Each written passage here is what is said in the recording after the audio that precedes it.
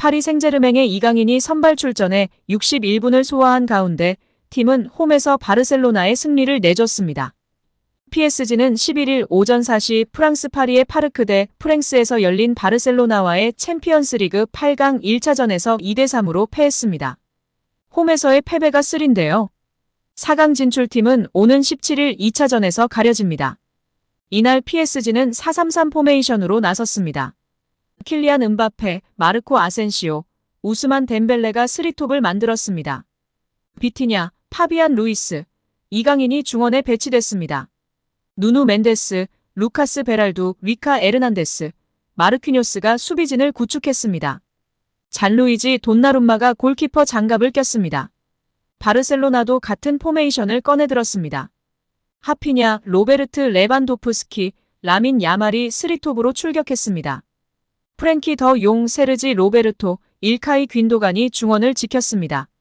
수비라인은 주앙 칸셀루, 파우 쿠바르시, 로날드 아라우호, 주일 쿤데우로 꾸려졌고 골키퍼는 마크 안드레 테르 슈테겐이었습니다. 이강인이 공격의 포문을 열었습니다. 전반 6분 박스 모서리 부근에서 바르셀로나 골대를 한번 눈으로 확인한 뒤 왼발 슈팅으로 선제골을 노렸습니다. 그러나 공은 골키퍼 품으로 향했습니다. 이강인은 전반 27분 비슷한 위치에서 한 번 더 슈팅을 날렸습니다. 하지만 결과는 같았습니다. 아쉽게 선방에 막혔습니다. 홈팀 PSG는 전반 중반까지 강하게 밀어붙였습니다. 바르셀로나가 귀중한 원정 승리를 거뒀습니다. 이날 이강인은 초반부터 눈에 띄었습니다. 이강인이 전반 1분 만에 프리킥과 코너킥을 연달아 처리했습니다. 전반 6분엔 우스만 덴벨레의 패스를 받아 간결한 드리블에 이은 슈팅을 시도했습니다. 27분엔 킬리안 은바페의 패스를 강력한 슈팅으로 연결해 바르셀로나의 간담을 서늘하게 했습니다. PSG가 2대1로 역전한 후반 9분엔 이강인의 패싱력이 돋보였다. 이강인이 문전으로 찔러준 볼이 교체 투입된 브래들리 바르콜라의 빠른 드리블에 이은 슈팅으로 이어졌습니다. 바르콜라의 발을 떠난 공은 바르셀로나 골대를 강하게 때렸습니다. 이강인은 후반 15분 그라운드를 빠져나왔습니다.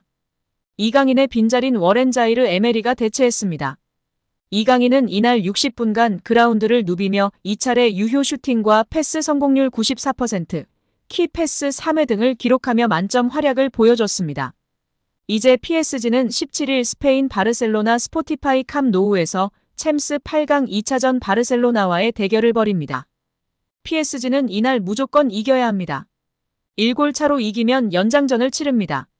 정규 시간 내 2골 차 이상으로 앞선다면 바르셀로나를 따돌리고 UCL 준결승으로 향합니다. 현지 팬들은 이강인 선수가 잘하고 있었는데 다소 이른 시간 에머리와 교체한 것에 이해할 수 없다는 반응이었습니다. 잘하고 있는 선수를 교체하면서 팀이 졌기 때문에 엘리케에 대해 비난하고 있는 상황입니다. 2대1 상황에서 이강인 선수를 뺀 보수적인 선택이 패배를 자초했고 이강인은 폼이 좋았다는 평가였는데요. 결국 루이스 엔리케의 교체 카드가 아쉬웠다는 평이 줄을 이루고 있습니다. 루이스 엔리케 감독은 경기 종료 후 우리가 원했던 결과는 아니다. 우리는 아주 좋은 상대를 상대로 좋은 경기를 펼쳤다. 우리는 선제골을 내줌으로써 경기가 복잡해졌다. 그들은 공을 잃지 않고 잘 플레이했다. 후반 초반 우리는 역전에 성공했고 골대를 2번이나 맞췄다. 그러나 그들은 3번째 득점을 터뜨렸다. 우리는 많은 야망을 가지고 바르셀로나로 갈 것이며 우리에게는 결승전이 될 것이다. 우리는 자신감을 갖고 있다며 2차전 승리를 다짐했습니다. 이날 이강인의 컨디션이 나쁘지 않았기 때문에 다소 아쉬운 교체였습니다.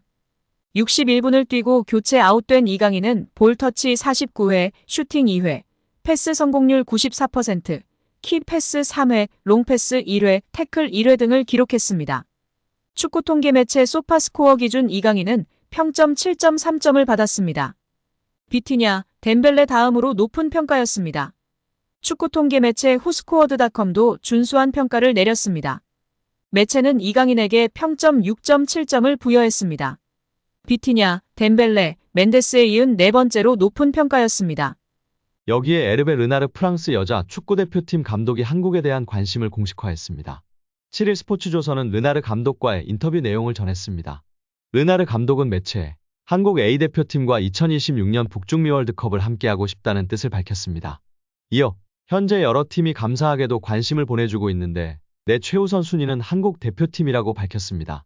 르나르 감독은 지난 2019년 사우디아라비아 대표팀 감독으로 부임해 일본을 격파하고 비조 1위로 카타르 월드컵 본선 진출을 이끈 인물입니다. 2022년 카타르 월드컵에서는 조별리그 1차전에서 우승 후보였던 아르헨티나를 2대1로 꺾는 대이변을 이끌었습니다.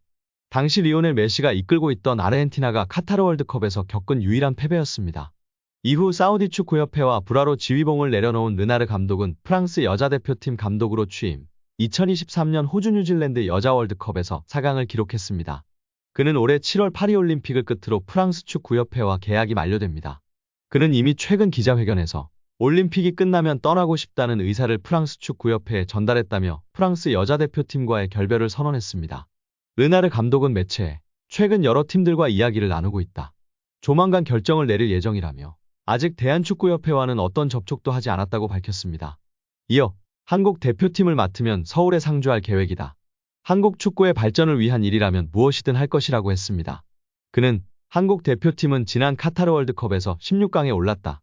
손흥민, 김민재, 이강인 등 세계적인 선수가 포진한 한국은 북중미 월드컵에서 8강도, 나아가 4강도 가능하다. 그 기회를 함께하고 싶다고 했습니다. 또한 귀네슈 감독도 한국 대표팀을 맡고 싶다며 적극적으로 어필하였습니다. 세뇰 귀네슈 감독은 최근까지 프로팀을 지휘했고 한국적인 분위기를 잘 안다는 점이 강점입니다.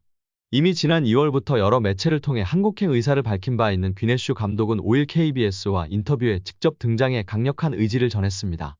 귀네슈 감독은 내 지도자 인생 마지막 3년을 한국에서 마무리하는 것도 멋질 것 같다고 생각했다라며 목표는 월드컵 16강보다 높은 곳이라고 어필했습니다. 튀르키예 레전드 귀네슈 감독은 풍부한 지도자 경험을 쌓았습니다.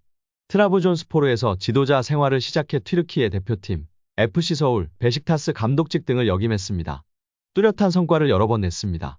튀르키예 리그와 컵 우승 등 지도자로서 총 6번의 트로피를 들어올렸습니다. 튀르키예 대표팀을 이끌고는 2002 한일 월드컵 3위에 오르며 주목을 받았습니다. 많은 전문가들은 한국 대표팀이 돈을 많이 주지 못하더라도 손흥민, 이강인, 김민재, 황희찬 등 수준급의 선수들과 이재성, 황인범, 홍현석, 정우영 등 유럽에서 활약하고 있는 재능 있는 선수들이 많기 때문에 이러한 선수들을 가지고 자신의 전술과 철학을 월드컵이라는 큰 무대에서 뽐내는 것에 큰 가치가 있고 본인에게도 큰 이점이 있어 충분히 가능하다고 보고 있습니다.